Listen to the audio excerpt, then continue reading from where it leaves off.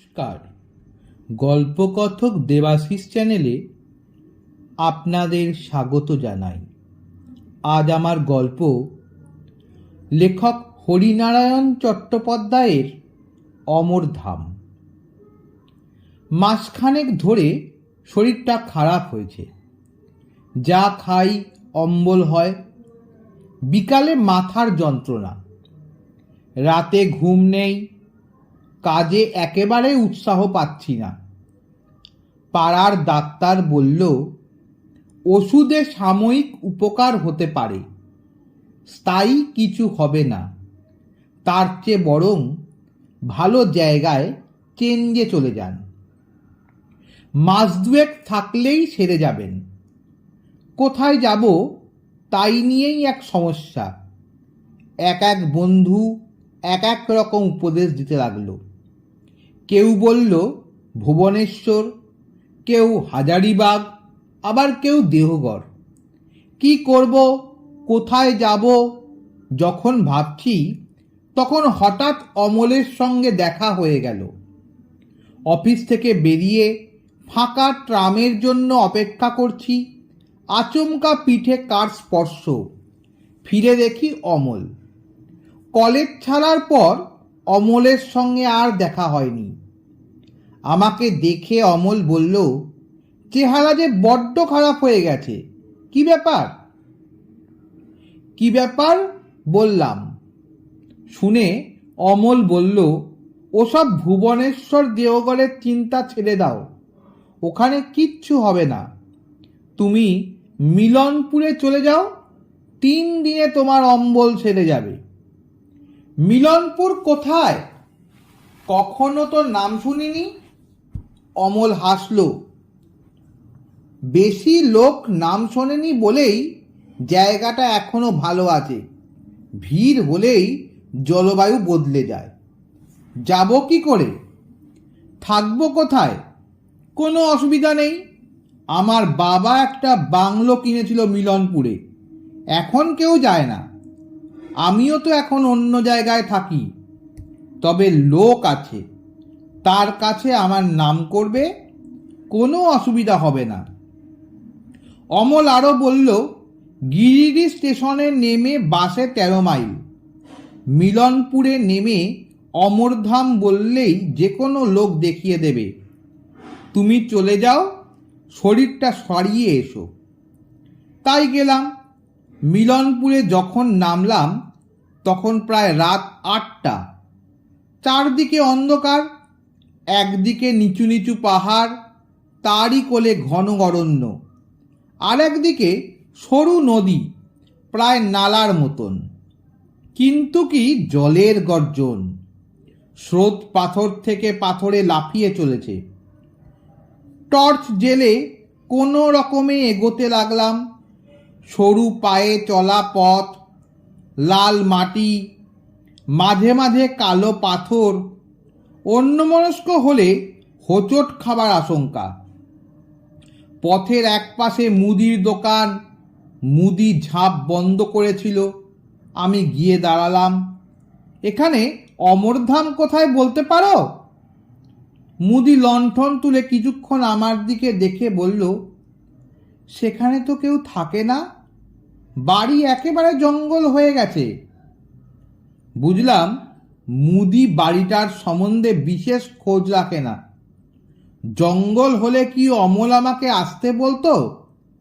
এমন হতে পারে মালি হয়তো বাড়ির চারপাশ পরিষ্কার করে না, তাতেই আগাছা জন্মেছে। আমি বললাম, ঠিক আছে, বাড়িটা কোন দিকে বলো।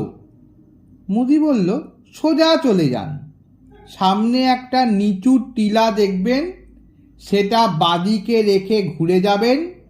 এক জায়গায় গোটা 4 শাল গাছের মেলা, পাশে সাহেবদের গোরস্থান। সেটা ছাড়িয়ে একটু এগেলেই সদা পাঁচিল ঘেরা অমরধাম। এক হাতে সুটকেস, আরেক হাতে টর্চ, সাবধানে এগোতে লাগলাম। রাত 9টার বেশি হয়নি, কিন্তু এই জনমানবহীন ঘন জঙ্গলে ঘেরা অন্ধকার জাগানো জায়গায় মনে হচ্ছে যেন নিশুতি রাত।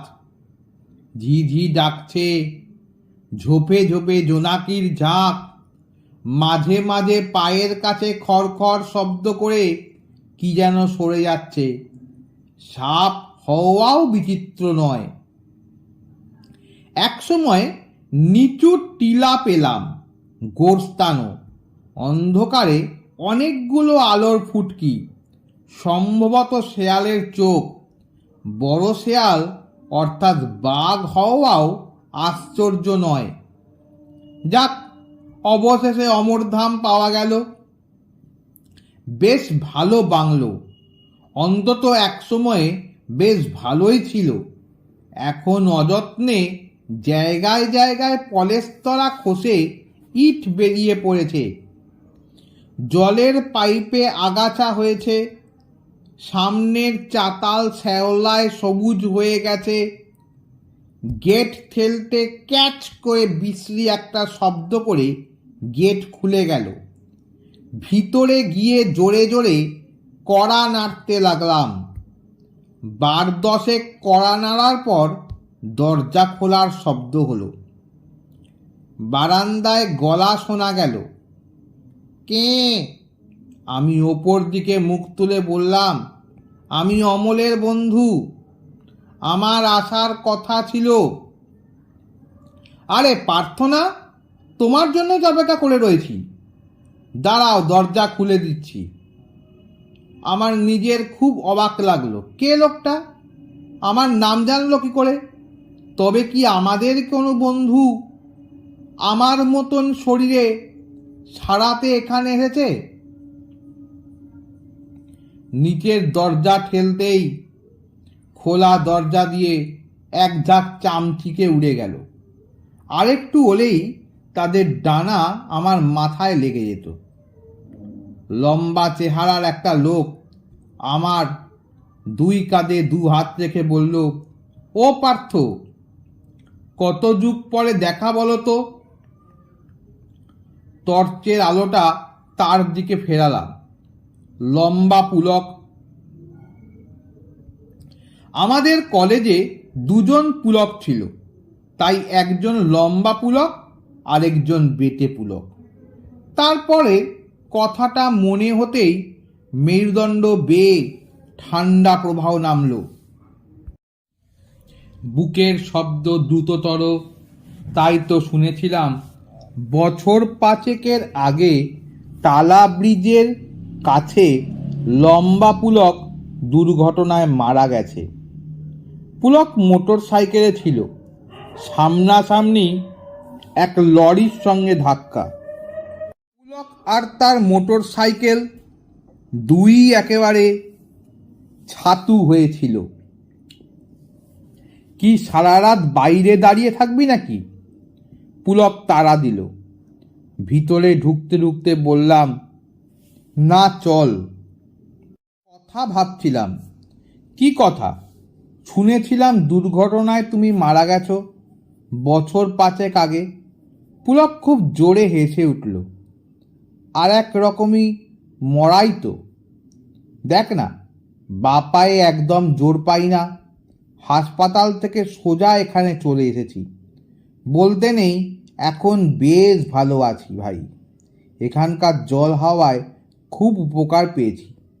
এসো, ভিতরে এসো। শরীর খুব পরিশ্রান্ত। দাঁড়িয়ে দাঁড়িয়ে আলোচনা করতে আমারও ভালো লাগছিল না। কোনো রকমে কিছু মুখে দিয়ে শুয়ে পড়তে পারলেই বাঁচি। স্নান করবে তো? পুলক জিজ্ঞাসা করল। এত রাতে নতুন জায়গায় সাহস হচ্ছে না। আরে গরম জলে স্নান করে নাও, শরীর ঝরঝরে লাগবে। গরম জল এখনই পাঠিয়ে দিচ্ছি। স্নান সেরে বাইরে আসতে দেখি টেবিল সাজিয়ে পুলক বসে আছে। প্লেট ভর্তি গরম ভাত আর মুরগির মাংস। এখানে রান্না করে কে? পুলক বলল, রান্না, বাসন মাজা, ঘরের পরিষ্কার সবই মুংলা করে। এদেশি লোক, ভারী কাজের। তুমি খাবে না? আমি সন্ধে 6টার মধ্যে খেয়ে নিই। নাও, তুমি আর বসে থেকো না, নিশ্চয়ই খুব ক্লান্ত, শুয়ে পড়ো, ওটা তোমার ঘর। এ ঘরে ঢুকেই আশ্চর্য হয়ে গেলাম। সিঙ্গল খাটের ওপর পরিপাটি বিছানা, মাথার কাছে টিপের ওপর জলের গ্লাস। ভোরে উঠে আমার যে জল খাওয়ার অভ্যেস, এটা পুলক জানলো কি করে? শুয়ে পড়লাম। বিছানায় গা ঠেকানো মাত্রই গভীর নিদ্রা। মাঝরাতে প্যাঁচার বিদঘুটে ডাকে ঘুম ভেঙে গেল। মাথার কাছে খোলা জানলা দিয়ে চাঁদের আলো বিছানার উপর এসে পড়েছে। ঘরের সব কিছুই পরিষ্কার দেখা যাচ্ছে। পাশ ফিরে শুতে গিয়েই চমকে উঠলাম। বরফের মতন ঠান্ডা স্পর্শ। চোখ খুলেই রক্ত হিম হয়ে গেল। আমার বালিশে মাথা দিয়ে একটা কঙ্কাল শুয়ে আছে, একটা হাত প্রসারিত। সেই হাতটা আমার শরীরে ঠেকেছিল। আর্তনাদ করে উঠে বসলাম। কি কি হলো পার্থ? পুলক খাটের কাছে এসে দাঁড়িয়েছে। কঙ্কালের দিকে আঙুল দেখাতে গিয়েই দেখলাম বিছানা খালি, কোথাও কিছু নেই। না, তুমি নিতান্তই ছেলে মানুষ। সরো, আমি না হয় তোমার পাশে শুই। লজ্জা পেয়ে মাথা নাড়ালাম।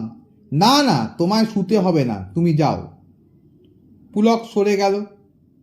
ঘুমের চেষ্টা করতে করতে নতুন একটা চিন্তা মনে এলো। শোবার আগে আমি তো দরজা বন্ধ করে দিয়েছিলাম, তাহলে পুলক ঘরের মধ্যে ঢুকলো কি করে? উঠে আর পরীক্ষা করতে ইচ্ছে হলো না। ঘুমে চোখ বন্ধ হয়ে গেল। পরদিন সকালে উঠেই দেখলাম ঘরের দরজা ভিতর থেকে খিল দেওয়া। এদিক ওদিক চোখ ফিরিয়ে দেখলাম ভিতরে ঢোকার আর কোনো পথ নেই। তাহলে পুলক কাল রাতে ঘরের মধ্যে ঢুকলো কি করে? দরজা খুলতেই পুলককে দেখলাম বাগানে দাঁড়িয়ে আছে। কাল রাতে তার ঘরে ঢোকার কথা বলতেই সে হেসে উঠল খুব জোরে। তুমি নিশ্চয়ই স্বপ্ন দেখেছ। আমি আবার কখন তোমার ঘরে ঢুকলাম?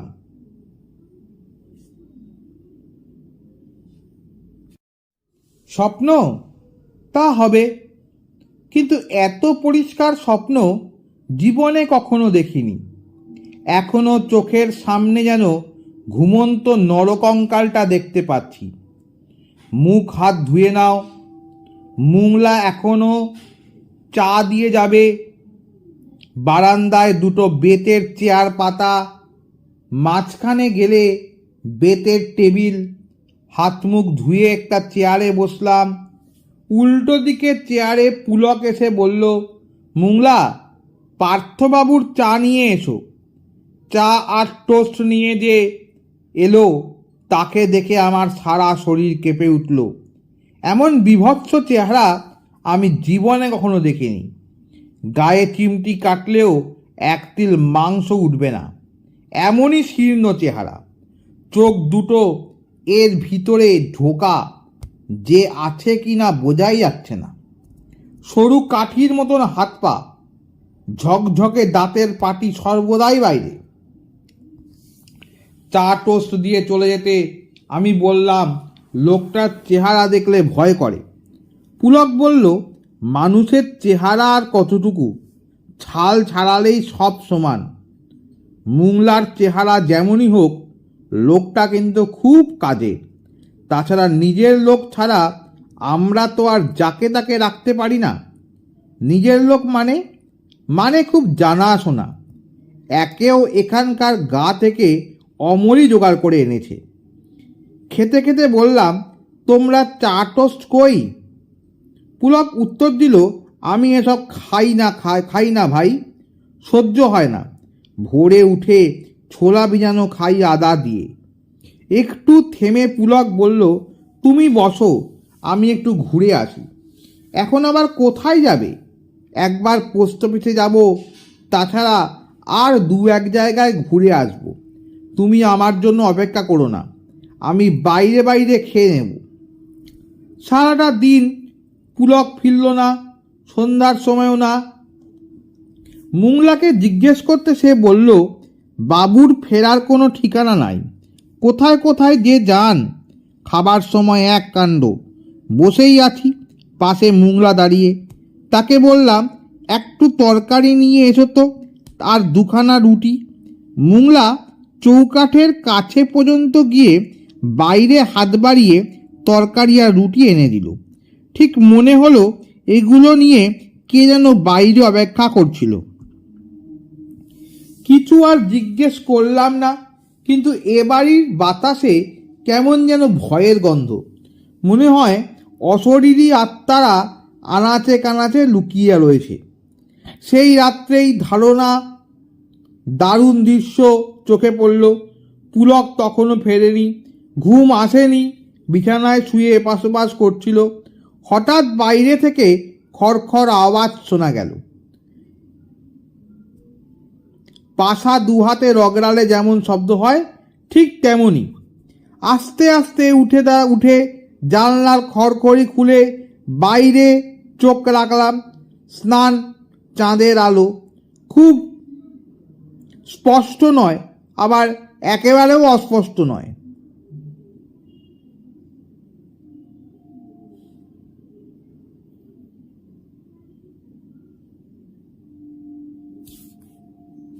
কিছু আর জিজ্ঞাসা করলাম না, কিন্তু এ বাড়ির বাতাসে কেমন যেন ভয়ের গন্ধ। মনে হয় অশরীরী আত্মারা আনাচে কানাচেই লুকিয়ে আছে। সেই রাত্রেই দারুণ দৃশ্য চোখে পড়ল। পুলক তখনও ফেরেনি, ঘুম আসেনি, বিছানায় শুয়ে এপাশ ওপাশ করছি। হঠাৎ বাইরে খড়খড় আওয়াজ। পাশা দুহাতে রগড়ালে যেমন হয় ঠিক তেমনি। আস্তে আস্তে উঠে জানলার খড়খড়ি খুলে বাইরে চোখ রাখলাম। ম্লান চাঁদের আলো, খুব স্পষ্ট নয়, আবার একেবারে অস্পষ্টও নয়। উঠোনে একটি খুঁড়ির ওপর দুটো কঙ্কাল ঘেঁষাঘেঁষি করছে। একজনের হাত আরেকজনের থেকে গলায়। আর একটু দূরে একটা গাছের ডাল ধরে মুংলা বোল খাচ্ছে। কি লম্বা চেহারা!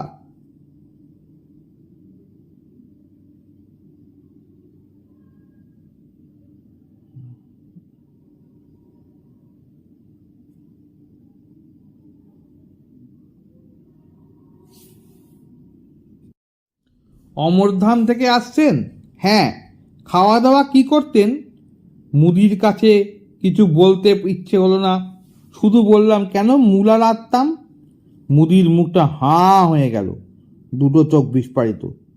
কাপা গলায় বলল, মুংলা মানে মুংলা মুন্ডা।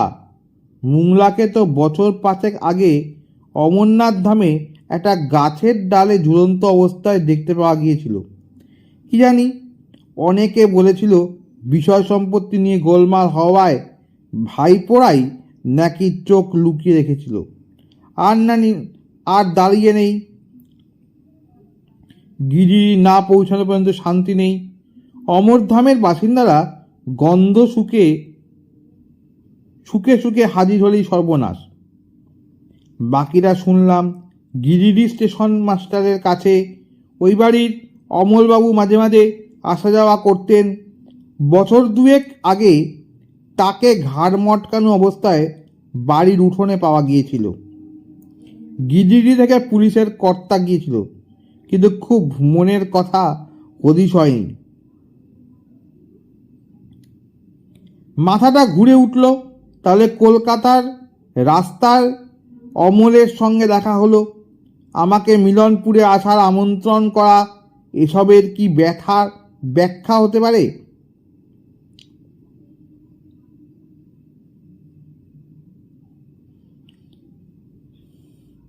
আরে, পুলকের দুর্ঘটনায় মৃত্যু, এ তো তোমার আমার জানা। নিজেদের দল বাড়াবার জন্যই কি?